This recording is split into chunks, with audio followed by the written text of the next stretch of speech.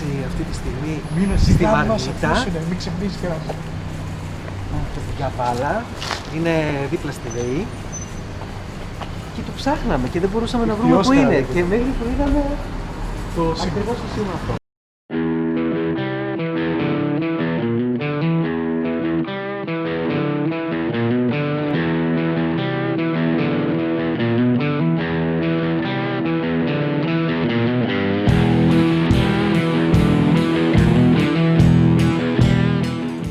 Καλώς ήρθατε στην Μικροσβητική Καβάλα. Είμαστε λίγο με τις παραγωγές και αυτά λίγο περίεργα αυτή την εποχή. Είμαστε full παραγωγή, όσο μπορούμε δηλαδή. Καταρχήν έχετε δοκιμάσει τις μπύρες? Όχι.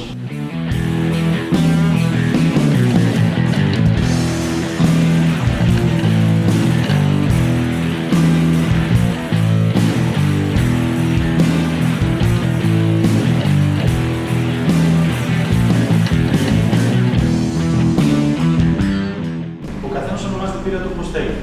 Όταν θα φτιάξει stout, η American Stout θα πρέπει να έχει κάποια συγκεκριμένα χαρακτηριστικά. Όταν θα φτιάξει Irish Red Ale, πρέπει να έχει κάποια συγκεκριμένα χαρακτηριστικά. Εμείς όσον αφορά την Red Ale, δεν έχουμε ούτε το αλκοόλ, ούτε το καφούρτισμα που πρέπει να έχει στη γεύση η μπύρα, βάσει προτύπων, το οποίο εμείς δεν το θέλαμε και δεν το έχουμε. Και ούτε πολύ έντονες καραμέλες. Αυτό το λέμε Red Ale, γιατί εμφανισιακά είναι κόκκινη, αλλά δεν είναι.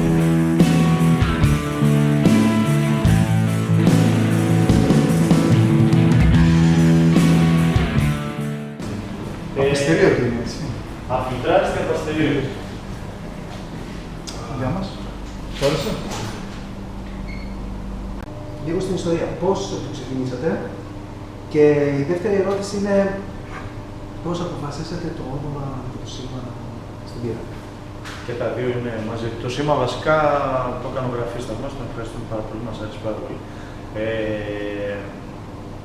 Είναι, για το λογότυπο συνδυάστηκε λίγο το ότι θέλαμε να δώσουμε το craft, αυτό που έχουμε, που πενευόμαστε, όχι πενευόμαστε όλοι, είναι ιδεολογία, είναι κουλτούρα, είναι όλα να γίνουν χειροποίητα, πολύ αργός τρόπος υλοποίησης, όλα είναι τελείως διαφορετικά. Και θέλαμε, ας πούμε, να έχει κάτι από τα μηχανήματά μας, οπότε πήρε την ηλεκτροκονική τη δεξαμενή, όπως είναι οι δεξαμενές. Επειδή είμαστε στην ιχθυόσκολα της Καβάλας, το συνδυάσε λίγο με τα σκάφαντρα και τέτοια και έβγαλαν ένα λογότυπο, τέλος πάντων. Τώρα η σκέψη και η διαδικασία για να μάθουμε για τη μαρμίθα και για να μάθουμε για τη ηχθοποίηση και αυτά ξεκίνησε κάπου στο 10-11. Ξεκινήσαμε να διαβάζουμε για το πώς φτιάχνεται η μπύρα και τέτοια ένα απόγευμα που ήμασταν στο Αμερική και κλαδεύαμε. Πώς φτιάχνεται η μπύρα, πρέπει να διαβάσουμε. Οκ, ψάχναμε να διαβάσουμε. Τελικά, μετά από κάνα 1,5 χρόνο διαβάσματος, μίλησα με κάποιους. Πρώτη φορά ήρθα σε επαφή με άτομα τα οποία βράζανε μπύρα και δεν διαβάζανε μόνο, ναι, γνωρίζανε. Και μου λένε, αυτά διάβασες? Ό,τι διάβασε, ξεχάσέ το. Πάρε αυτό και αυτό. Ξανά διάβασμα. Ξεκινήσαμε μετά την παραγγελία για home brewing, που είναι όσο περνάει ο καιρός εξελίσσεται ακόμα περισσότερο η οικιακή ηχθοποίηση και υπάρχουν πολύ καλά δείγματα οικιακής ηχθοποίησης. Υπάρχει πολλή πληροφόρηση πλέον, υπάρχουν τα e-shop που έχει 3 e-shop, μπορείς να διαλέξεις διαφορετικά υλικά. Υπάρχουν υλικά για να φτιάξεις τον εξοπλισμό σου άπειρα. Πολλά ζώδια δηλαδή που τραβήξαμε εμείς τώρα είναι όλα πάρτα στο πιάτο.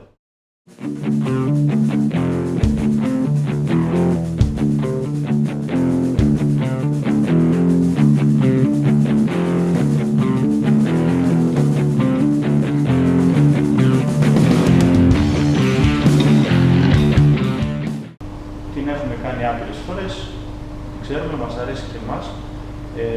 Δεν έχει τόσο πολύ drinkability όσο θα έπρεπε να έχει μια core μπύρα, ας πούμε, στο ζυθοποιείο, αλλά δεν θέλουμε να έχει τόσο πολύ drinkability. Δηλαδή θέλουμε να φτιάχνουμε κάποια πράγματα, να ξέρουμε τι φτιάχνουμε, να το δοκιμάσουμε, γιατί και σε εμάς τώρα κατευθείαν να πάμε από τον γκαράζ, να ξεκινήσουμε να βγάζουμε σε τόνο, δεν ήταν, όχι ότι είναι καμία τελική ποσότητα, αλλά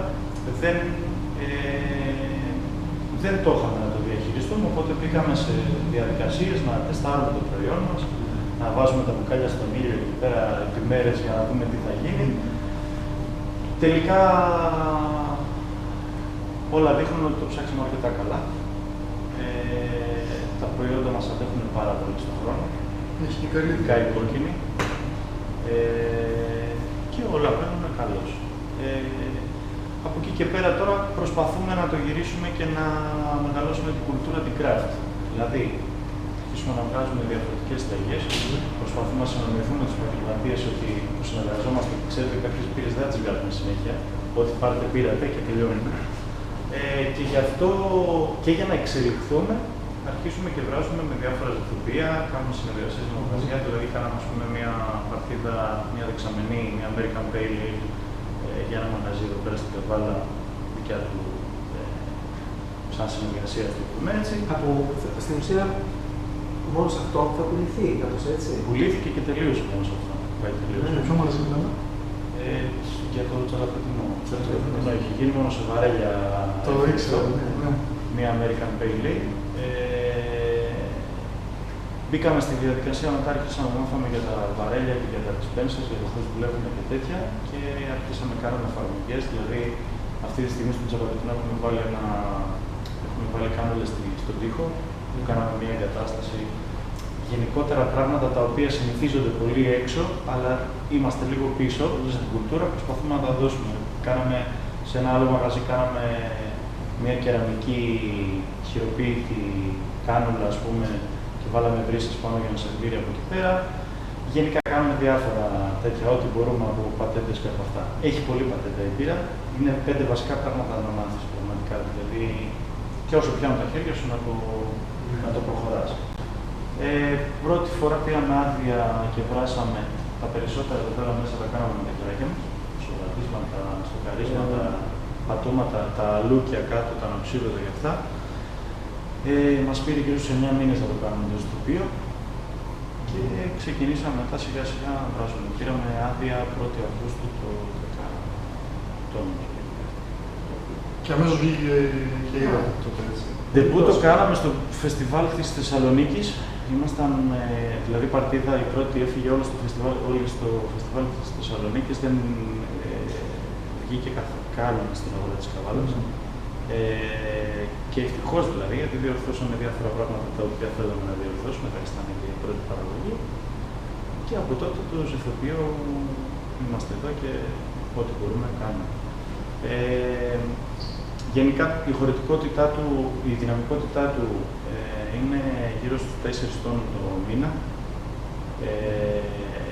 Αυτό δεν μας επιτρέπει να μπούμε σε πολύ εμπορικούς κωδικούς και δεν θέλουμε κιόλας, προς το παρόν τουλάχιστον.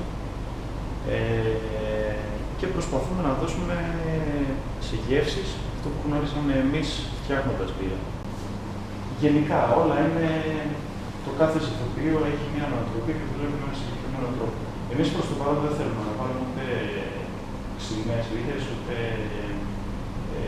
κάτι το τρομερά υπερβολικό. Προσπαθούμε να πάμε στις πιο basic συνταγές, γιατί απευθυνόμαστε κυρίως στην Καβάλα. Να είναι πιο γνώριμη η γεύση στον κόσμο. Λοιπόν, η πρώτη στην παραγωγή ήταν αυτή, έτσι. Η πρώτη στην παραγωγή ήταν αυτή. Μετά, όχι. Αυτή ήρθε αρκετά μετά. Ήρθε περίπου ένα χρόνο μετά.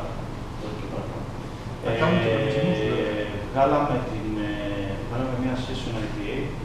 Ξέρω αν έχω καμία κατημένη και ήταν η πρώτη συνεργασία που κάναμε με την Κακαό.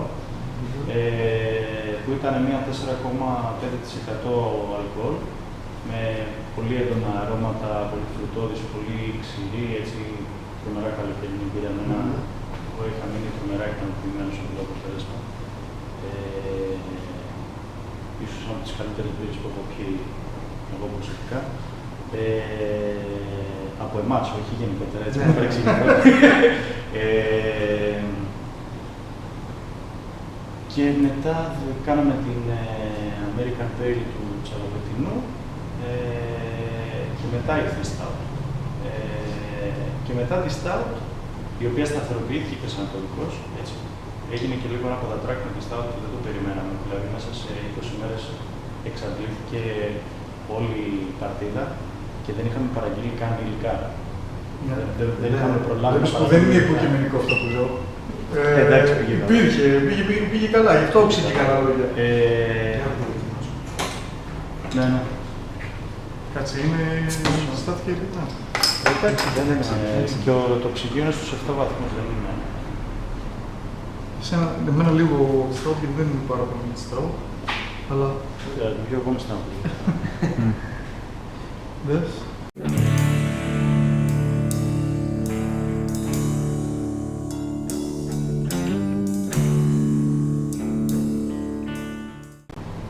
Γενικά θεωρείται ότι για να φτιάξεις μια ωραία ale μαύρη πρέπει να πιάσεις μια γκάμα από διαφορετικές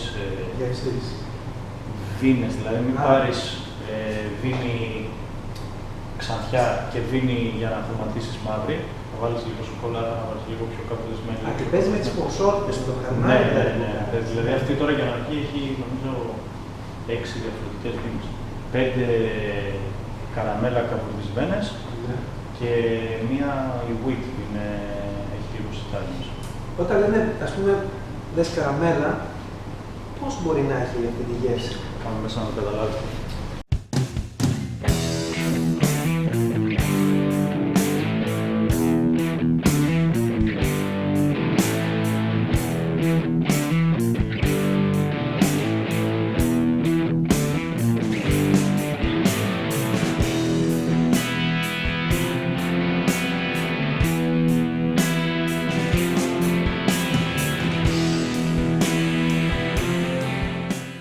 Σπάμε τις βίνες και τις ρίχνουμε στο ζεστοποιείο με ζεστό νερό. Υπάρχει μια συγκεκριμένη αναλογία που πρέπει να βάλεις νερού και βίνης για να φτιάξεις το ζουμί σου. Αφού τελειώσει η διαδικασία της εκχύλησης, μεταφέρεται σε εκείνο το δοχείο το οποίο έχει μια σχάρα κάτω. Είναι έξω η σχάρα, είναι 2 κομμάτια και κρατάς τα φλίδια εκεί πέρα και αρχίζεις και τραβάς πίσω το γλέφτος τον επόμενο, το οποίο είναι ο μούστος της πύρας. Τραβάς και επίσης και ξεπλένεις με ζεστό νερό. Κάτι σαν μια φίλτρανση, ας πούμε, των χοντρών στοιχείων του ζουμί. Σαν να ξεχωρίζεις τα στέμφυλλα από το κρασί. Ναι. Και αφού μαζευτεί όλο το συμπληρωθούν εδώ πέρα μέσα από 250 λίτρα, αρχίζει ο βρασμός. Ο βρασμός κατελάχιστο πρέπει να είναι 1 ώρα βάσει πρωτοκόλλων για να φύγουν κάποιες τις άριστες οσμές τις οποίες έχουν μέσα τα κρυθάρια μας και πρέπει να έχεις δυνατή εξάτμιση ώστε να φύγουν αυτές οι οσμές. Μέσα σε αυτό το χρονικό διάστημα προσθέτεις και το λυκίσκοπο. Όταν θες να κάνεις μια πολύ αρωματική πύρα όπως είπαμε πριν, θα βάλεις στο τέλος περισσότερο λυκίσκοπο. Αλλά πρέπει να είναι μοιρασμένο. Δεν μπορείς να κάνεις μια πύρα η οποία δεν είναι καθόλου πικρή. Ή χωρίς φυσικά, απλά δεν είναι η πιο classic style πύρες. Αφού βράσει και βάλουμε το λυκίσκο μας, έχουμε αδειάσει αυτό το δοχείο και έχει αυτό κάποιες περιστροφικές βάνες. Πετάμε με την αλπλία με δύναμη, με ταχύτητα το ζουμί μας μέσα και αυτό κάνει μία δίνη. Έχει ένα κόνικο κάτω, οπότε μαζεύονται όλα τα στερεά, τους λυκίσκους, ό,τι φλίδια έχουν περάσει και αυτά, μαζεύονται στη μέση κάτω και τραβάμε από το πλάι την καθαρή πύρα. Περνάει από μία ψύκτρα που έχει αυτό πάλι μέσα, το ψύκι και το στέλνουμε στη δεξαμενή. Στους 25 βαθμούς περίπου πρέπει να μπούμε στη δεξαμενή, όπου γίνεται και το pitching που λέμε που πέφτει για πρώτη φορά η μαγιά μέσα. Εμείς φροντίζουμε ουσιαστικά στις δεξαμενές μας μέσα να έχουμε ένα πλήρως απολυμασμένο περιβάλλον και να ρίξουμε μέσα τη μαγιά την οποία θέλουμε για να μας δώσει τα χαρακτηριστικά τα οποία θέλουμε. Με τον τρόπο που ζεστοποιούμε, θέλουμε 5 μπάτς για να γεμίσουμε μια δεξαμενή. Κάνουμε γύρω στις 36 ώρες επόμενες ζεστοποιήσεις.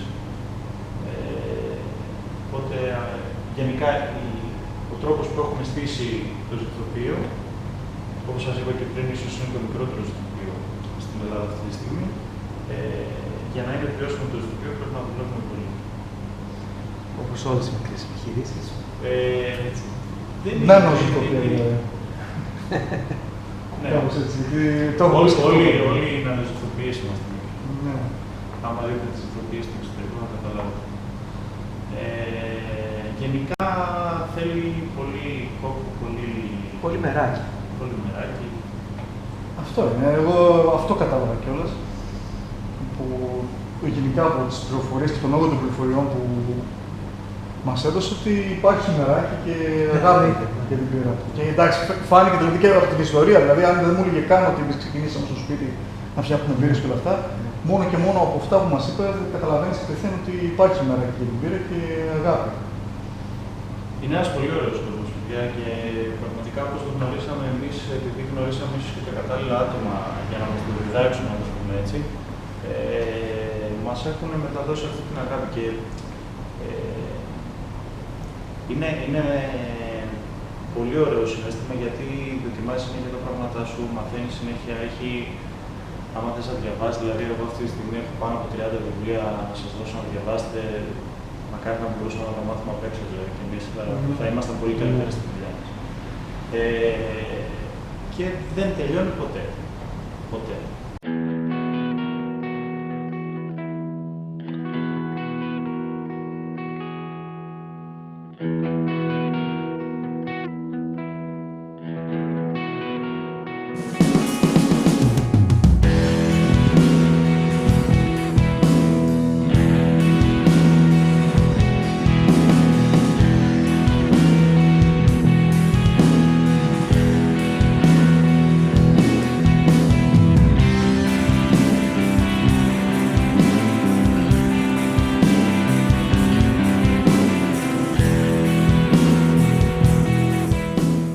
Εμείς για να καταλάβεις τώρα,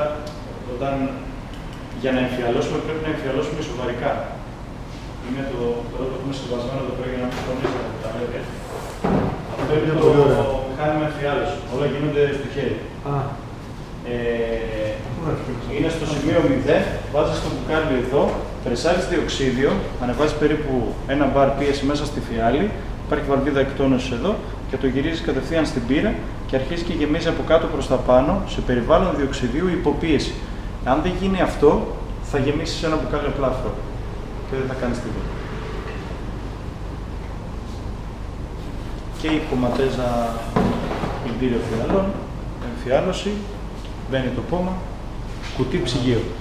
Οι μπύρες μας γενικά δεν χρειάζονται ψυγείο και δεν είναι, δηλαδή λένε από αστερίο ότι πρέπει να την έχεις σε ψυγείο. Όταν είναι 100% σωστή η παραγωγή, η μπύρα δεν χαλάει. Γιατί σε κάποιες μπύρες βλέπεις ο αφρός να μπορεί να κάθεται για αρκετή ώρα και σε άλλες μπύρες, όπως και με λιβάδιες, φεύγει τελείως ο αφρός. Υπάρχουν κάποια πράγματα στις κάποιες διαδικασίες μέσα στη ζυγοποίηση, οι οποίες μπορεί να καταστρέψουν τον αφρό ή να τον βουτήσουν. Ναι. Υπάρχουν κάποια πρόσθετα που σταθεροποιούν λίγο τον αφρό. Και υπάρχουν και κάποιες άλλες διαδικασίες. Δηλαδή, αν κάνεις πολύ έντονο βρασμό, σπάς όλες τις πρωτεΐνες και δεν έχεις καθόλου αφρό. Δεν έχεις καθόλου. Έχει να κάνει με την αναθράκωση, έχει να κάνει με το σερβίρισμα, με τη θερμοκρασία, με το τι υλικά χρησιμοποιείς, με πάρα πολλά πράγματα. Γενικότερα αυτό που χρειάζεται σαν αφρός δεν είναι τίποτα παραπάνω από αυτό. Αυτό χρειάζεται η μπύρα για να δει. Ουσιαστικά λένε ότι τον αφρό το χρειάζεσαι στην μπύρα για να μην οξυρωθεί καθώς η ώρα την πίνεις.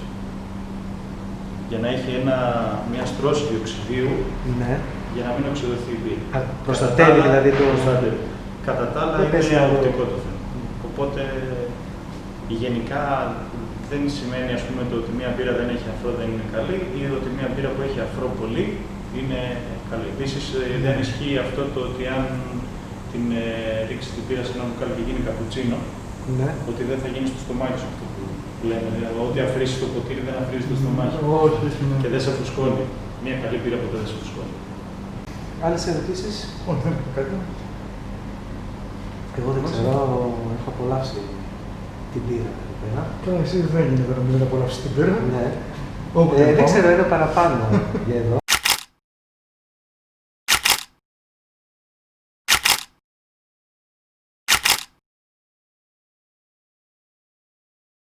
Λοιπόν, από τη ζητοπία Καβάλας, Μήκος ζητοπία Καβάλας, θα σε διορθώσω. Γιατί πρέπει να είναι μικρή ζητοπία?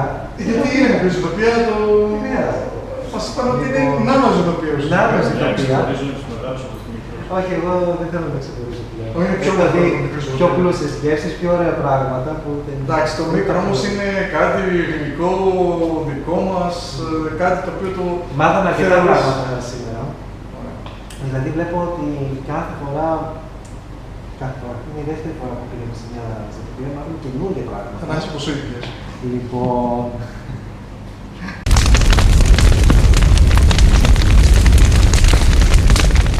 Λοιπόν, εγώ θα λέω να κλείσουμε.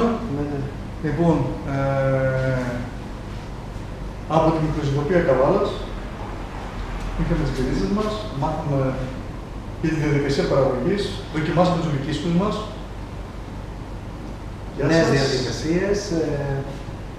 Συνεχίζεις τώρα και με διακόπτες. Okay. Γεια σας και στην υγεία σας.